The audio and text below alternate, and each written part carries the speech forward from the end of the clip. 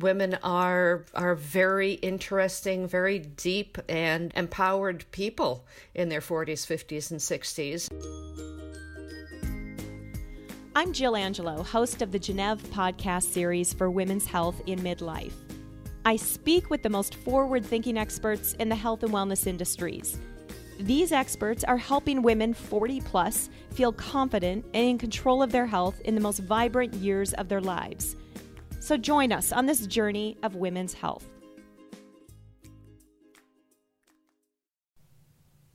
If you're a woman in midlife, even if you're successful by modern measures, you may be feeling it's time for a change.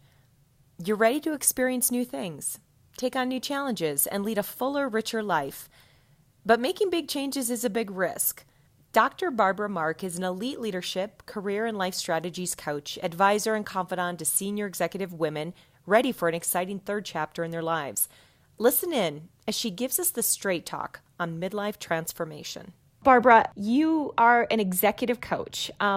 Explain first what that means, because it can mean lots of different things to different people. Sure. Well, generally, an executive coach provides an opportunity for the person that the coach is working with to accelerate in their performance. So it increases communication skills. It helps them to clarify their vision. It helps them to create a better rapport with their team, with everyone that they communicate with in the context of their environment, create increased confidence, better work-life balance, identifying blind spots. And the clients that I work with are also, because they're all in midlife, are looking at, okay, am I in the right organization? Am I happy with where I am? Are there new initiatives that I want to create?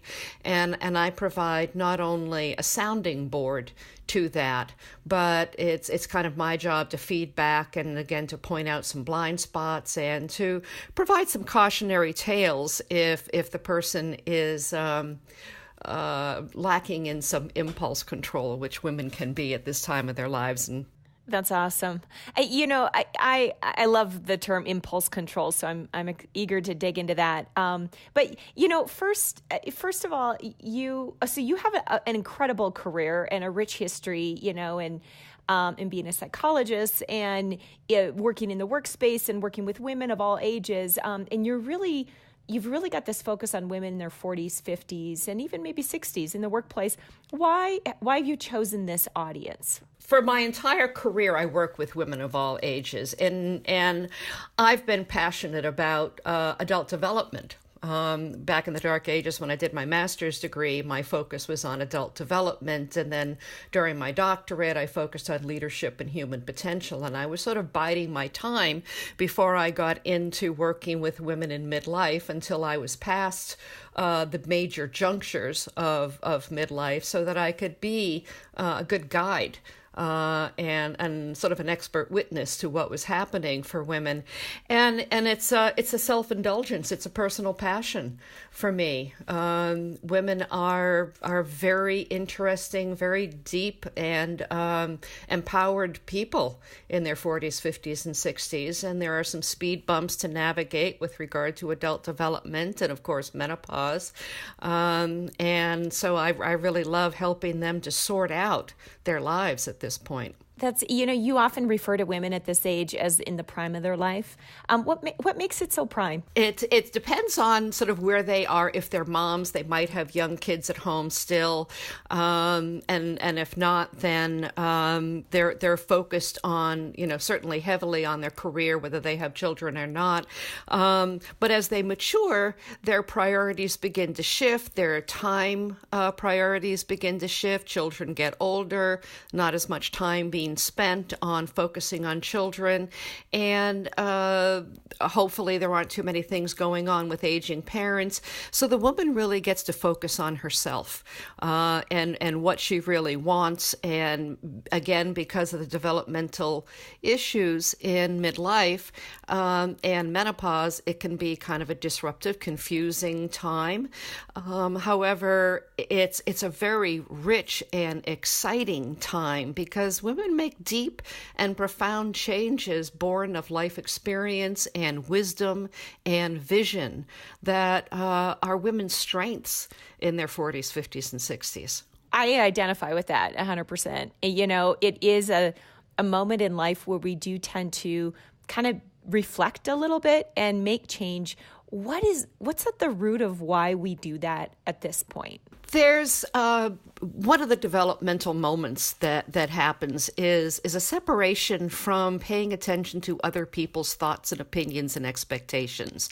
There's a turning away from that, and a really deep dive into who do I want to be. Just left to my own devices without taking anyone else into consideration. What do I want?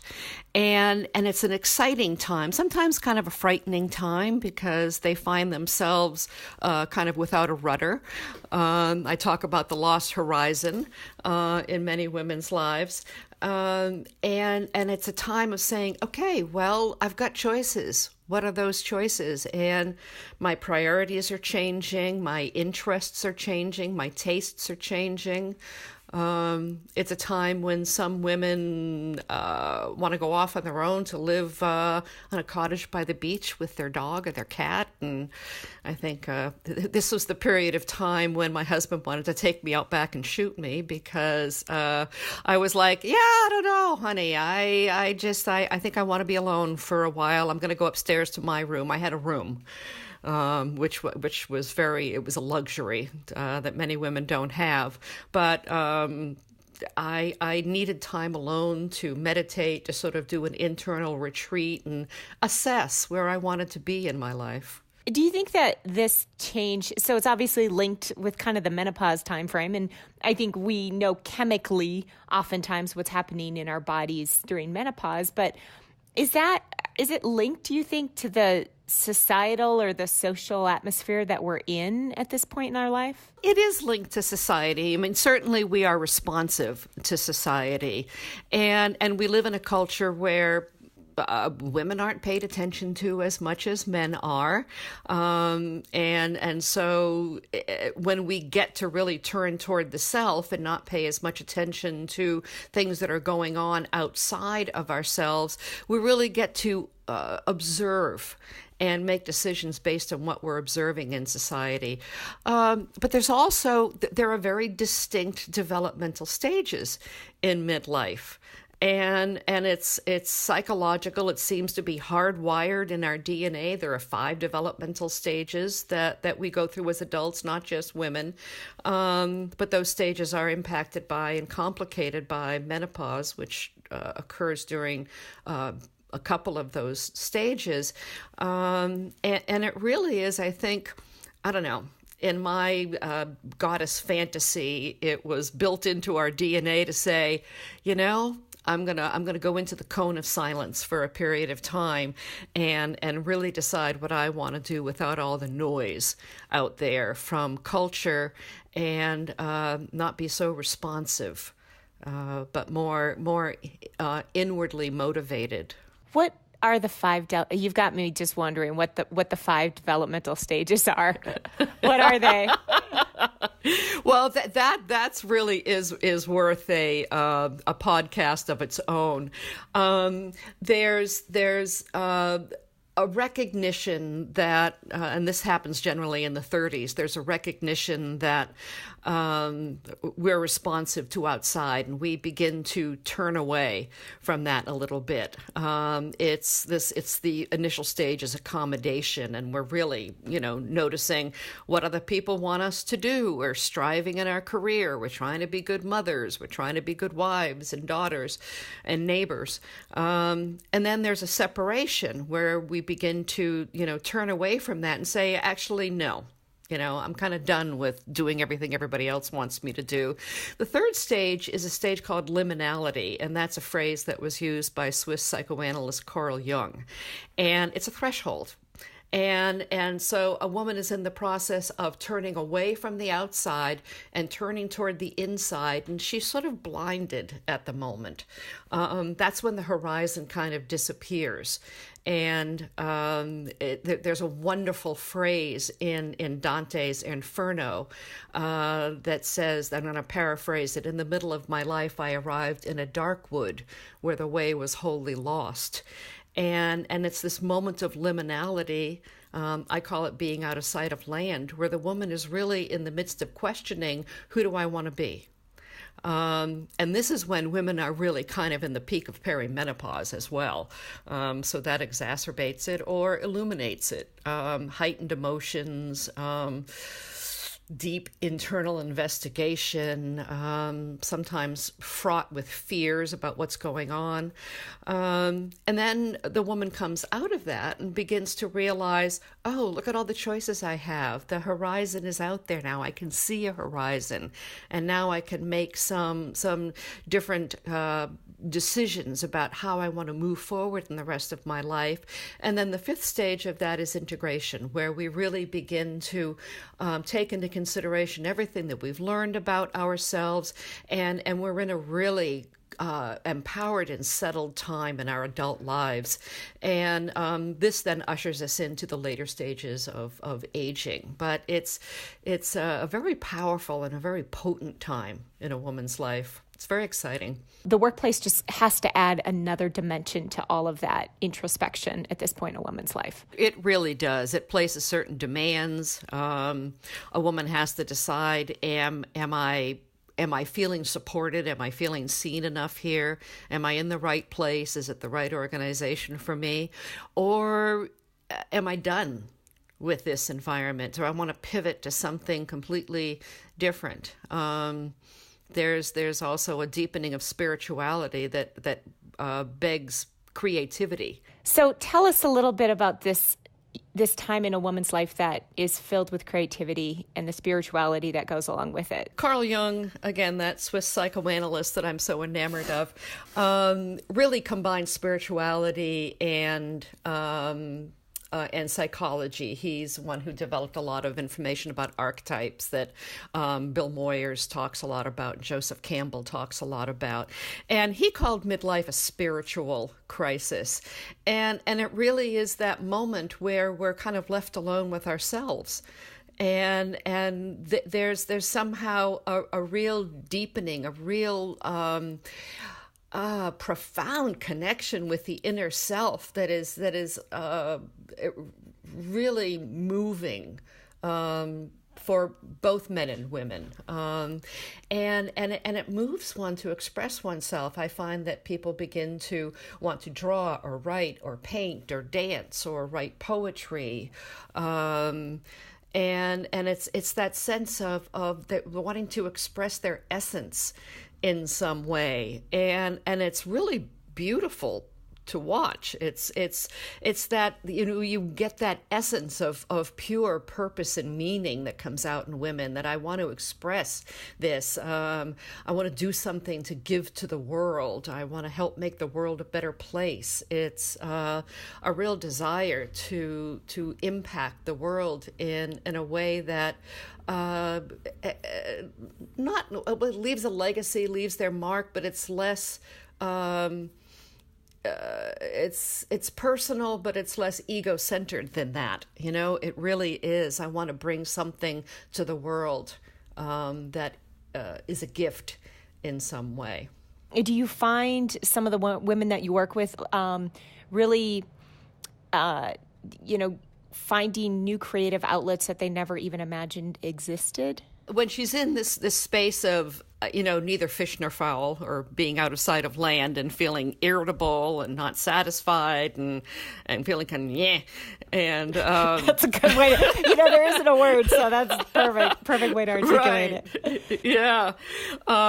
And she'll hear something, she'll read a poem, she'll watch a TV show, something that grabs her inside in a way that she hasn't really experienced before, and she wants to articulate that in some way. And it's really interesting to watch women who are these, certainly very high-powered, articulate, vocal women in high executive positions say, I don't know, I found myself wanting to sing. I'm finding myself really loving walking in the woods and taking in the beauty of nature, and I find like just phrases coming to my mind that end up turning into a poem. And or I like to dance. I found out I like to dance. I listen to music and I find my body wants to move. And then that's when they sort of drag their husbands if they or partners into, let's take a dance class together, or painting. They really want to get into painting, or another favorite is mixed media. And it's a very intriguing and lovely thing to observe, and to watch how a woman expresses herself during this period of time. I think in the workplace, it's regimented, and you're got to be on your toes to compete and rise, and yet be the right leader, but also wanting to come into your own in that way. How do you manage that within the workplace? It's depending on the age of the woman and depending on where she is in her career. So if I'm talking with a younger cohort, women in their mid-40s, for example, they're still striving and rising, usually in their career. And so a lot of it is looking at how can they express and achieve that creativity in the context of the workplace. How can they reach out to their team in a way that feels unique to them, that feels heartfelt to them, that how can they engage in initiatives that feel that has a greater sense of purpose and meaning to them. They get really excited about a product and they're enthused about getting their team to really create the best product possible. This coming into their own often expresses itself in how do I increase my visibility inside of the company? How can I increase my voice? And we do a lot of strategy around that. Who do you need to connect with both internally and externally that's going to give you that enhanced visibility, that enhanced influence inside of your company, so that you really come into your own as a leader. And that's one of the places where I really help them to identify blind spots or places where old habits are getting in their way. As a woman matures and she's in a position where she has that visibility, she has that influence, then she's really dancing around, okay, do I want to initiate something inside of the company that really is my own? Do I want to initiate something that is a project, that is a passion project for me, that I think is going to be very beneficial to the company, that is going to change the world or change the marketplace in some way, or expand and grow the visibility and the impact of the company in some way that I feel authorship of? Or they're looking at, I'm in a place where I'm content, I'm happy, I'm going to stay in this position for a period of time, and I'm going to start exploring other things in my life. I'm going to take more time for myself. I'm going to take that art class. I'm going to take more vacations. I'm going to spend more time with friends doing things. And then there's also the opportunity that women say, I think I'm done with this, and I want to do something that really is more personally meaningful to me. Earlier you mentioned impulse control. What is that? This is the time when women are really kind of in the midst of perimenopause. Their emotions are heightened. They can cry at the drop of a hat. They're irritable. Nothing is right. Nothing is right. Nothing is right. My husband isn't right. My girlfriend isn't right. My mother isn't right. My kids aren't right. The job isn't right. I'm at my wit's end at things, and I want to do something new. I want to do something different. I want to do something, oh my God, that guy is interesting. Maybe I'm going to go flirt with that guy. Or, maybe I want to redecorate the house. Or I heard about a new position over an XYZ company, and I think it's going to be more interesting. And some of these things might be the right thing to do, but often they're as a result of this, I'm dissatisfied, I'm nudgy, I'm itchy, I'm restless, and I want to do something different, and that something different can be a misstep. It can also be some very exciting and interesting things, but also some of it's born of fear. Women are experiencing things going on in their body. They have heart palpitations, and they're fearful that I'm really ill. I've got migraine headaches. I think I have a brain tumor. I can never sleep, and I'm so exhausted all of the time. I wonder what's going on. And so depending on the woman's personality, she can take all kinds of impulsive actions in responsive to this. And it really is born of, I don't know what's going on in my life. I feel at a loss, and I want to fix it. Do you find that this kind of feeling out of control is more the norm? Do you see it pervasively? I do see it pervasively. Women's personalities, women's self-presentations are different. And so I get used to how a client presents themselves, and I notice subtle differences. One woman may be articulating it just the way I did, with a certain sense of almost franticness. Other women are more grounded about it. But I notice a slight change in language, a slight change in tone of voice, a difference in body language. So women give different cues of how they're feeling out of control. It may show up as, I just really feel like I'm not on the same page as the CEO right now, and I'm very frustrated with that. And I begin to delve into that. Well, tell me more about that. What's happening with the two of you? And then I begin to find out, well, it's her restlessness. He's not doing what she wants him or her to do, and that's frustrating. So yes, it's definitely pervasive, but it shows up in distinct ways. It's not always a woman throwing her hands up over her head and saying, I want to run away with the bagger at Safeway. Yeah. She's gone there every day to buy groceries. That's right. Yes. Something to watch out for. Exactly. Okay, so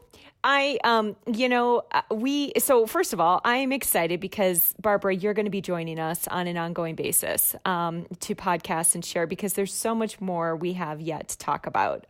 We're scratching the surface.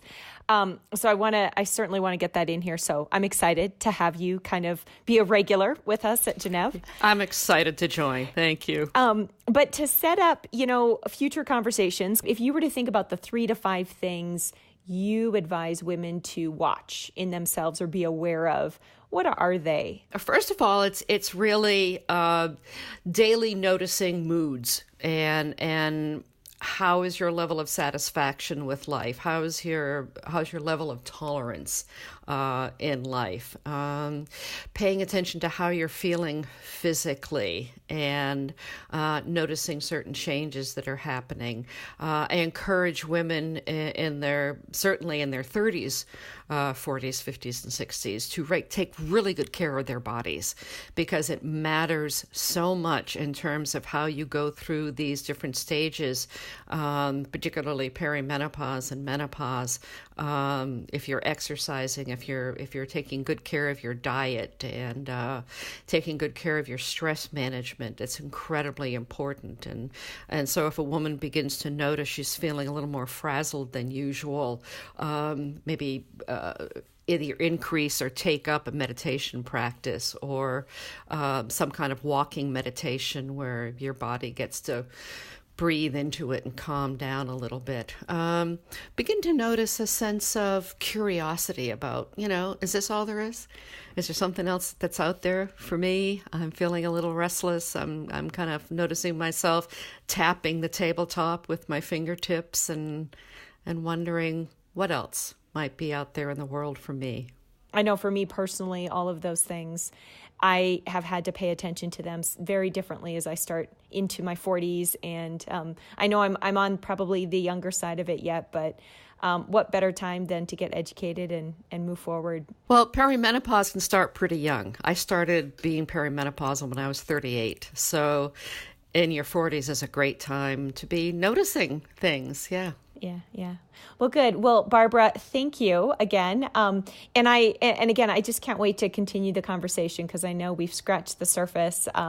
But I think you have a lot to bring to women. Talking a lot about the spiritual and the mind part of this whole transition in life. We tend to talk about physical symptoms all the time, and you just bring a really important dimension to this. So really, really wonderful to have you. Thank you. I'm excited to join the team. Thanks for listening to our talk with Dr. Barbara Mark. As you heard in the podcast, Dr. Mark will be joining our team as a regular contributor. So stay tuned for more great information about midlife transformation, both personally and professionally. And if you have questions for Dr. Mark, please send them over to us at info@genev.com and we'll pass them on. Next up, January is Thyroid Awareness Month, and there's a lot of overlap between thyroid symptoms and signs of menopause. We'll be talking to Dr. Kate Cass about what to look for with thyroid issues and when to see a doctor. So if you have questions in advance, please email them to us at info@genev.com and we'll share them with Dr. Kate Cass in our next podcast conversation. Until then, Happy New Year. I'll see you in 2018. Thanks for listening to the Genev podcast series. We welcome your feedback at genev.com. That's GENNEVE.com. You can follow us on Facebook and subscribe to us on iTunes or Stitcher, and you'll never miss an episode. The Genev podcast series is produced by Shannon Perry, theme music by Smitty. And until next time, watch the Genev website for new stories and offers all dedicated to women's midlife health.